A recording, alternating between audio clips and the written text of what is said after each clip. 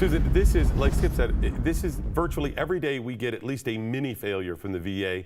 And since the VA's inception and before that, because you've done the research, every couple of years, a major scandal.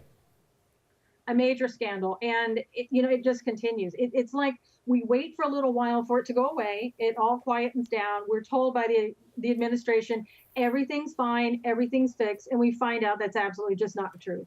Now, Susan, you've been speaking to a lot of these veterans, too. Now, what's been one of the biggest themes that you've heard while you've been talking with some of these veterans in terms of a problem you've seen time and time again with these veterans or with the VA? Well, we've been told that the wait lists, they're no longer, you can get in as quickly as possible. That's just not true, not what I'm hearing. I'm hearing that a lot of veterans, especially those with PTSD, they claim to be over-medicated, and they have a number of prescriptions to be taken at one time to prove that. And the VA suicides, and we all know that veteran suicide is at least 22 a day. It's probably a lot more than that, but they're not getting in to see psychotherapists along with the medications that they're being given. Susan, what is your background, by the way? Explain to people what you've done, what your history is. Well, I'm a former practicing attorney, and I'm also a licensed psychotherapist. So I have seen people with PTSD, and I know the signs. I know how difficult it is, and I also know that if you're under the care of a psychiatrist, you should also be seeing a therapist at the same time, and many of these veterans are not.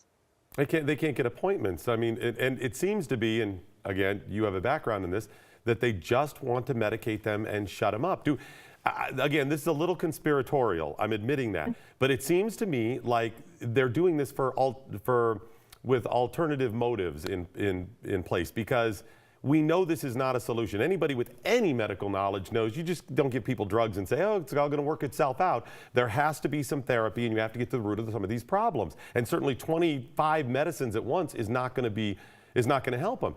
I'm wondering if they're not getting some sort of benefit and monetary support, or their strings are being pulled by K Street from these drug companies saying, just give them the drugs.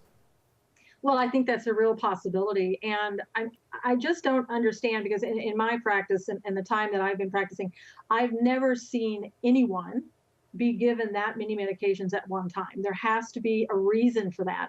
And I know the veterans have told me when they have this many medications, they can't do anything. They can't think. They're not a problem then. And some of them feel concerned that maybe that's what the VA wants, that they'll no longer be a problem and maybe they'll just kill themselves. Now that's their opinion, so I have to take it that's how they feel.